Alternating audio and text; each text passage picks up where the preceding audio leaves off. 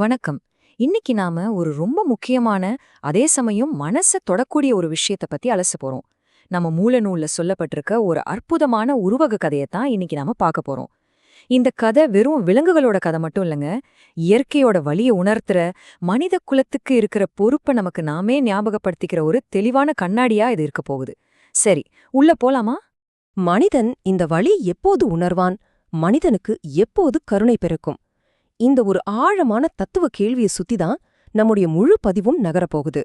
நம்ம வீட்டு ஜன்னலுக்கு வெளியவே தினமும் எத்தனையோ உயிர்களோட போராட்டங்கள் நடந்துகிட்டு இருக்கு. அத மனித குலம் எப்போ முழுமையா விழித்து கொண்டு பார்க்க போகுது அப்படிங்கறத அந்த மூல கதையை வச்சு நாம இப்போ விரிவா பார்க்கலாம். இந்த கதை எப்படி ஆரம்பிக்குதுன்னு பாருங்க. காட்டுல ரொம்பவும் களைப்படைந்து போன ஒரு பறவைக்கும் சின்னஞ்சிறு வண்ணத்து பூச்சிக்கும் இடையில நடக்கிற ஒரு மிக சாதாரணமான சந்திப்புல தான் இது தொடங்குது. ஆனா அந்த சாதாரண சந்திப்பு ஒரு மிகப்பெரிய உண்மையை நமக்கு உணர்த்த போகுது. அந்த வண்ணத்து பூச்சி பறவைய பார்த்து, ஏன் இவ்ளோ சோர்வா களைப்பா இருக்க அப்படின்னு ரொம்ப இயல்பா ஒரு கேள்வி கேக்குது. இங்கேருந்து தான் நம்ம கதையோட முதல் சோகம் ஆரம்பமாகுது. அந்த பறவையோட அன்றாட உணவு தேடுற போராட்டத்துக்கு பின்னாடி நம்ம உலகத்தோட மிகப்பெரிய பிரச்சனையான வாழ்விட இழப்பு எப்படி இருக்குன்னு இப்ப புரிய வரும். அதுக்கப்புறம் பறவை என்ன சொல்லுது தெரியுமா? எனக்கு சாப்பாடு கிடைக்கல, நான் பழங்களை மட்டுமே சாப்பிட்டு வாழ்ற பறவை. ஒரு சின்ன பழத்துக்காக நான் ரொம்ப தூரத்துல இருந்து பறந்து வரேன் அப்படின்னு சொல்லுது. ஒருவேளை சாப்பாட்டுக்காக அந்த சின்ன உயிர் எவ்வளவு தூரம் பயணிக்க வேண்டியிருக்குன்னு கொஞ்சம் யோசிச்சு பாருங்க. இது எவ்வளவு பெரிய சங்கிலி தொடர் விளைவுன்னு பாருங்க. மனிதர்கள் நம்ம தேவைகளுக்காக காடுகளையும் மரங்களையும் அழிக்கிறோம். அதனால இந்த பறவைகளுக்கு தேவையான பழங்கள் கிடைக்கிறதே இல்ல. அந்த உணவை தேடி மைல் கணக்கா பறந்து அந்த பறவைங்க ரொம்பவும் களைச்சு போயிடுது. அப்படி சோர்வடையும் போது ஈஸியா மற்ற விலங்குகளுக்கு இரையாயிடுது. என்ன ஒரு பரிதாபம் இல்லையா? இந்த பறவையோட வலிய கேட்டதும் அந்த வண்ணத்து பூச்சிக்கு அப்படியே கண் கலங்கிருச்சு. உடனே அதுவும் தன்னோட சொந்த வேதனைய பகிர்ந்து கொள்கிறது. பருவநிலை மாற்றத்தால வரக்கூடிய பாதிப்புகள் இந்த மாதிரி சின்னஞ்சிறு மென்மையான உயிர்களை கூட விட்டு வைக்கல அப்படிங்கறத இதை நமக்கு காட்டுது. இப்போ அந்த பறவை சொன்ன ஒரு விஷயம் நிஜமாவே நம்ம மனசு ரொம்ப வலிக்குதுங்க. எங்கள் உயிர் வேட்டையாடப்பட்டு போவதை விட பசியினால் போவதே மிக வேதனையாக உள்ளது அப்படின்னு அது சொல்லுது. சிறுக சிறுக பசியில துடிச்சு சாகிற அந்த வலி இருக்கே, அதை இன்னொரு விலங்கு கிட்ட மாட்டி திடீர்னு சாகிற பயத்தை விட பல மடங்கு கொடியதுன்னு அந்த உயிர்கள் உணர்ந்து வச்சிருக்கு. இந்த வேதனையான வார்த்தைகளை கேட்டதும் வண்ணத்து பூச்சியும் தன்னோட வலிய கண்ணீரோட சொல்லுது. கடும் பசில தவிச்சு தூரத்துல ஒரு பூவை பார்த்ததும் தேன் கிடைச்சிடும்னு ஆசையா ஓடி போனான். அங்க தேன் இருக்காது, வெறும் ஏமாற்றம்தான் மிஞ்சும் அப்படின்னு அது தவிப்போட சொல்லுது. இந்த ரெண்டு பிரச்சனைகளையும் கொஞ்சம் ஒப்பிட்டு பாருங்களேன். ஒரு பக்கம் மனிதர்கள் நேரடியாக காடுகளை அழிக்கிறதால பறவைக்கு வாழ்விடமும் உணவும் பறிபோகுது. இன்னொரு பக்கம் பருவநிலை மாற்றத்தால கொளுத்துற கோடை வெயில்ல பூவெல்லாம் கருகி போய் தேன் இல்லாம வண்ணத்து பூச்சி தவிக்குது. ஒன்னு நேரடியா நாம பண்ற தப்பு, இன்னொன்னு நாம பண்ற தப்பால நடக்கிற மறைமுக தாக்கம். இந்த கொடிய வெயில் செடிகளை எல்லாம் கருக செய்துடுது.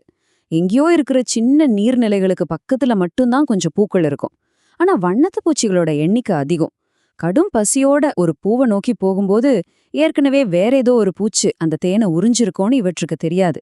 பார்க்க பூ மாதிரி தெரிஞ்சாலும் கடைசியில அது ஒரு பெரிய ஏமாற்றம்தான். சரி, இப்போ ஒரு பெரிய கேள்வி வருது.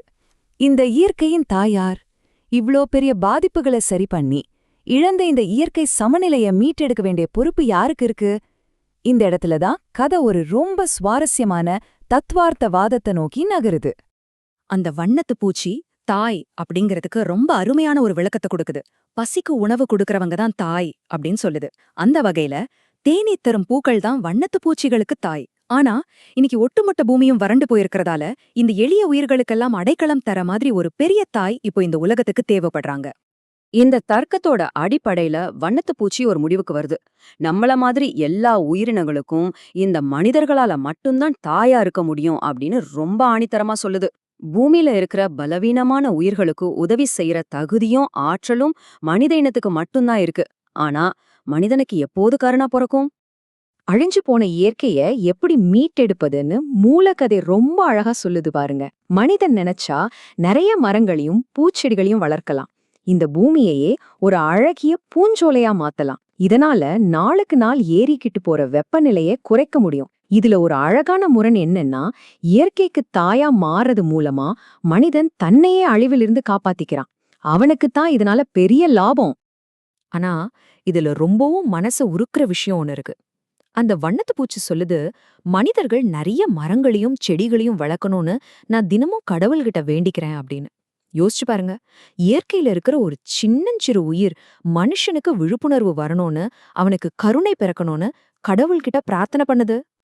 இப்போ நம்ம கதையோட மிக முக்கியமான ஒரு அதிரடியான உச்சகட்டத்துக்கு வந்துட்டோம்.